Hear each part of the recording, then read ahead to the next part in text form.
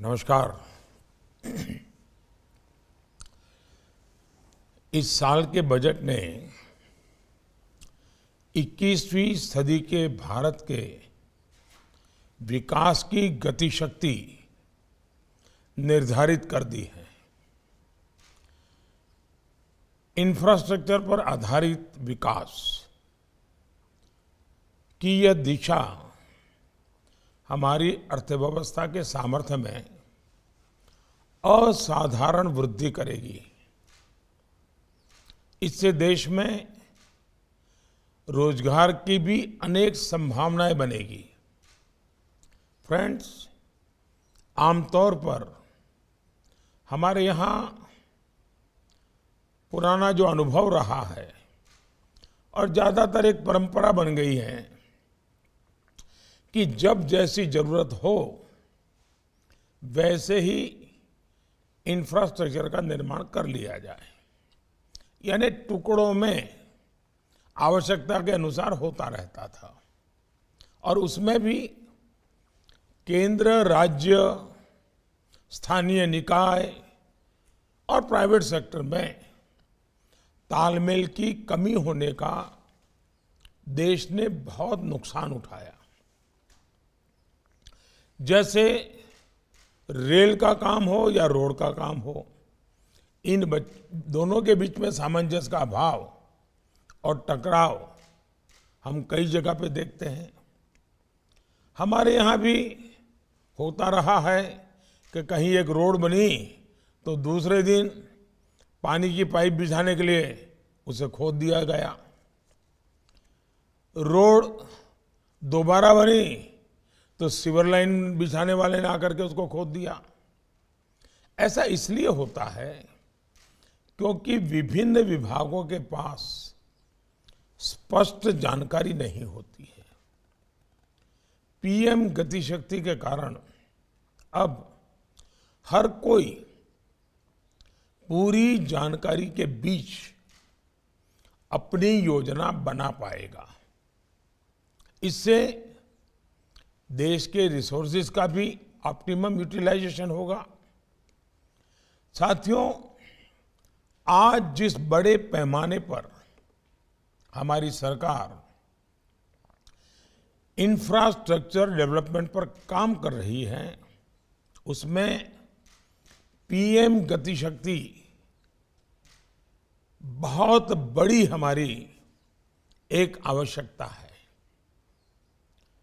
वर्ष 2013-14 में भारत सरकार का डायरेक्ट कैपिटल एक्सपेंडिचर करीब 2.25 लाख करोड़ रुपए था, जो 22-23 में बढ़कर 7.5 लाख करोड़ रुपए हो गया है। ये लगभग 4 गुना बढ़ोतरी है। नेशनल हाईवे हो, रेलवे हो, एयरवे, वाटरवे हो, ऑप्टिकल फाइबर कनेक्टिविटी हो, गैस ग्रिड हो, रिन्यूएबल एनर्जी हो, हर क्षेत्र में सरकार ने इन्वेस्टमेंट बढ़ाया है। इन क्षेत्रों में हमारी सरकार बहुत बड़े लक्ष्यों को लेकर आगे बढ़ रही है। पीएम गतिशक्ति से इंफ्रास्ट्रक्चर प्लानिंग, इम्प्लीमेंटेशन और मॉनिटरिंग को एक बहुत ही कोऑर्डिनेटेड रूप में हम आगे बढ़ा सकते हैं, एक नई दिशा में काम कर सकते हैं। इससे परियोजनाओं के टाइम और कॉस्ट ओवररन में भी कमी लाई जा सकेगी। साथियों, आप सभी जानते हैं कि इंफ्रास्ट्रक्चर इन्वेस्टमेंट का बहुत बड़ा मल्टीप्लायर इफेक्ट होता है। ये ईज ऑफ लिविंग के साथ ही ईज ऑफ डूइंग बिजनेस को भी सुधारता है। इससे सभी सेक्टर्स की इकोनॉमिक प्रोडक्टिविटी को भी शक्ति मिलती है। आज जब देश इंफ्रास्ट्रक्चर डेवलपमेंट को अभूतपूर्व गति दे रहा है, तो उससे इकोनॉमिक एक्टिविटी भी बढ़ेगी और जॉब क्रिएशन भी उतना ही बढ़ेगा।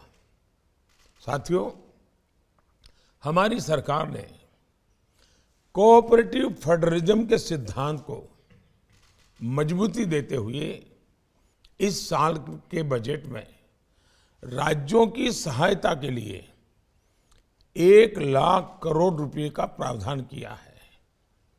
राज्य सरकारें इस राशि का उपयोग मल्टी मॉडल इंफ्रास्ट्रक्चर और अन्य प्रोडक्टिव एसेट पर कर सकेगी। देश के दुर्गम पहाड़ी क्षेत्रों में कनेक्टिविटी सुधारने के लिए नेशनल रोपवे डेवलपमेंट प्रोग्राम शुरू किया जा रहा है।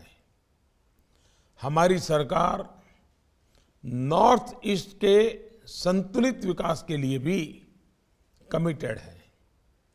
इन राज्यों की आवश्यकता को देखते हुए 1500 करोड़ रुपए की लागत से पीएम डिवाइन योजना की भी घोषणा की गई है।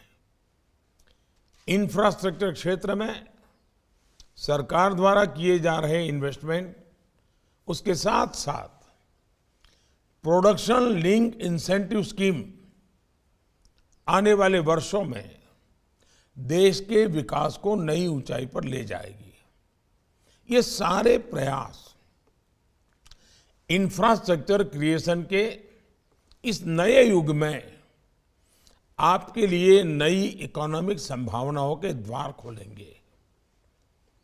मैं कॉरपोरेट वर्ल्ड से, देश के प्राइवेट सेक्टर से कहूंगा कि सरकार के साथ कदम से कदम मिलाकर निवेश करें और देश के विकास में अपना गौरवशाली योगदान दें। फ्रेंड्स, आपको ये भी पता है कि पीएम गति शक्ति नेशनल मास्टर प्लान में अब 400 से अधिक डेटा लेयर उपलब्ध है। इससे न केवल एग्जिस्टिंग और प्लांट इंफ्रास्ट्रक्चर की जानकारी मिलती है, बल्कि इसमें forest land, available industrial estate जैसी इंफॉर्मेशन भी है। मेरा सुझाव है कि इसका उपयोग प्राइवेट सेक्टर अपनी प्लानिंग के लिए ज्यादा से ज्यादा करे। नेशनल मास्टर प्लान पर सभी जरूरी सूचनाएं एक सिंगल प्लेटफॉर्म पर उपलब्ध हो रही हैं, जिससे प्रोजेक्ट अलाइनमेंट और विभिन्न प्रकार के क्लियरेंस डीपीआर स्टेज पर ही प्राप्त करना संभव हो सकेगा। ये आपके कंप्लायंस बर्डन को कम करने में भी मदद होगा। मैं राज्य सरकारों से भी कहूंगा कि वो अपने प्रोजेक्ट और इकोनॉमिक जोन्स की स्थापना करते हुए पीएम गति शक्ति नेशनल मास्टर प्लान को भी आधार बनाएं। साथियों, आज भी भारत में लॉजिस्टिक कॉस्ट जीडीपी का 13 से 14% तक मानी जाती है। ये अन्य देशों की तुलना में अधिक है। इंफ्रास्ट्रक्चर एफिशिएंसी सुधारने में पीएम गति शक्ति की बहुत बड़ी भूमिका है। देश में लॉजिस्टिक कॉस्ट कम करने के लिए इस बजट में unified logistic interface platform ULIP बनाने का प्रावधान किया गया है। आप जानते हैं कि वर्तमान में विभिन्न मंत्रालयों के डिजिटल सिस्टम अपनी अपनी आवश्यकता के अनुरूप काम कर रहे हैं। यूलिप के माध्यम से 6 मंत्रालयों के 24 डिजिटल सिस्टम्स को इंटीग्रेट किया जा रहा है। इससे एक राष्ट्रीय सिंगल विंडो लॉजिस्टिक पोर्टल तैयार होगा जो लॉजिस्टिक कॉस्ट को कम करने में मदद करेगा। पीएम गति शक्ति से हमारे एक्सपोर्ट्स को भी बहुत मदद मिलेगी। हमारे एमएसएमई ग्लोबली कॉम्पिटिटिव हो पाएंगे। हमारी सरकार ने लॉजिस्टिक एफिशिएंसी में सुधार लाने के लिए लॉजिस्टिक डिवीजन और सरकार के सभी विभागों में बेहतर कोऑर्डिनेशन के लिए एम्पावर्ड ग्रुप ऑफ सेक्रेटरीज की भी व्यवस्था की है। पीएम गति शक्ति में टेक्नोलॉजी की बड़ी भूमिका आप देख ही रहे हैं और मेरा आपसे आग्रह रहेगा, सरकार भी अपने स्वभाव में इस बात को लाए, प्राइवेट सेक्टर भी लाए। हम आधुनिक से आधुनिक टेक्नोलॉजी को हमारी इंफ्रास्ट्रक्चर प्रोजेक्ट के लिए कैसे लाएं, क्वालिटी भी और कॉस्ट इफेक्टिव एंड टाइम की दृष्टि से ये बहुत उपयोगी होगा।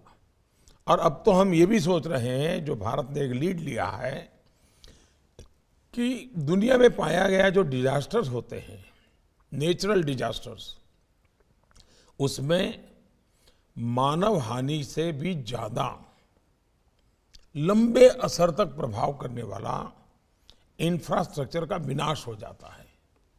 ब्रिज के ब्रिज खत्म हो जाते हैं, 20-20 साल लग जाते हैं फिर बनाने में। और इसलिए डिजास्टर रेजिलियंस इंफ्रास्ट्रक्चर ये आज बहुत आवश्यक हो गया है। तो जब तक टेक्नोलॉजी नहीं होगी हम उस दिशा में काम नहीं कर पाएंगे और इसलिए हम उसको भी आगे लाएं। लॉजिस्टिक सेक्टर में कार्यरत कंपनियों के पास वर्ल्ड क्लास नॉलेज एवं टूल्स है। उनका प्रयोग करते हुए देश में उपलब्ध डेटा को बेहतर इस्तेमाल हमें सुनिश्चित करना है। साथियों, गति शक्ति इंफ्रास्ट्रक्चर क्रिएशन में सही मायने में पब्लिक प्राइवेट पार्टनरशिप सुनिश्चित करेगी, जो इंफ्रास्ट्रक्चर प्लानिंग से लेकर डेवलपमेंट तथा यूटिलाइजेशन स्टेज तक होगी। इस वेबिनार में इस बात पर भी मंथन होना चाहिए कि किस प्रकार प्राइवेट सेक्टर सरकारी व्यवस्था के साथ मिलकर बेहतर आउटकम्स हासिल कर सकते हैं। आप सभी वेबिनार के दौरान सभी मुद्दों पर गहराई से चर्चा करेंगे, मेरा पूरा विश्वास है। इंफ्रास्ट्रक्चर के अलावा कौन से रूल्स एवं पॉलिसीज में परिवर्तन की आवश्यकता है, इस पर भी आपके सुझाव बहुत अहम होंगे। देश में आधुनिक इंफ्रास्ट्रक्चर का निर्माण भारत की फाउंडेशन को मजबूत करेगा और पीएम गति शक्ति नेशनल मास्टर प्लान इसका एक महत्वपूर्ण माध्यम है। मैं इस वेबिनार की सफलता की कामना करता हूं और आशा करता हूं कि हमें आप सभी के अनुभवों का लाभ मिलेगा। मैं आपका ये भी ध्यान आकर्षित करना चाहूँगा कि आज का ये हमारा वेबिनार हमारी सरकार की तरफ से भाषणबाजी का नहीं है। हमें आपको सुनना है। अब आप भी जो बजट में बातें हुई है उसी के प्रकाश में कहेंगे तो अच्छा होगा। कुछ सुझाव आपके होंगे तो हम जब अगला बजट बनाएंगे तब सोचेंगे, उस समय आप मुझे जरूर लिख करके दीजिए। अभी तो पार्लियामेंट ने जिस बजट के लिए हमें अनुमति दे रहा है पार्लियामेंट, हमें उसी पर बल देना होगा। उसको हम अच्छे ढंग से कैसे करें। अभी हमारे पास ये मार्च का महीना बचा हुआ है, 1 अप्रैल से नया बजट लागू होगा। हम इस मार्च के महीने का ज्यादा से ज्यादा उपयोग करके 1 तारीख को ही सारी चीजें जमीन पे उतारना शुरू कर दें। ये हम कर सकते हैं क्या? दूसरा, इंफ्रास्ट्रक्चर बनता है तो स्वाभाविक है, अब पुराने जमाने में सारी दुनिया बसती थी नदियों के पास। जहाँ से नदी होती थी उसी के निकट या समंदर के निकट बड़े शहर विकसित होते थे, व्यवस्थाएं विकसित होती थी। धीरे धीरे वहाँ से शिफ्ट होकर के जहाँ बड़े बड़े हाईवेज हो, वहाँ दुनिया विकसित होने लगी। और अब लग रहा है कि जहाँ जहाँ ऑप्टिकल फाइबर होगा, वहाँ वहाँ दुनिया विकसित होती जाएगी। वक्त बदलता जा रहा है। इसका मतलब कि इंफ्रास्ट्रक्चर सिर्फ इंफ्रास्ट्रक्चर आइसोलेटेड नहीं होता है, उसके होते ही उसके आसपास पूरे नए इकोसिस्टम डेवलप हो जाती है। इसको भी ध्यान में रखते हुए ये गति शक्ति मास्टर प्लान हमें बहुत लाभ करेगा। और इसलिए मैं चाहूँगा कि आप जो कुछ भी बजट में है उसको अच्छे ढंग से लागू कैसे करें। सरकार में भी फुल स्टॉप कॉमा की इधर उधर गलती रहती है तो 6-6 महीना फाइलें चलती हैं, उतने में तो नया बजट आ जाता है। आप लोगों से पहले से बात करने से फायदा ये होगा कि आपको पता है कि इसके कारण ये तकलीफ आएगी, और आप ध्यान आकर्षित करेंगे तो सिस्टम अभी से उसको पॉजिटिव रिस्पॉन्ड करेगी।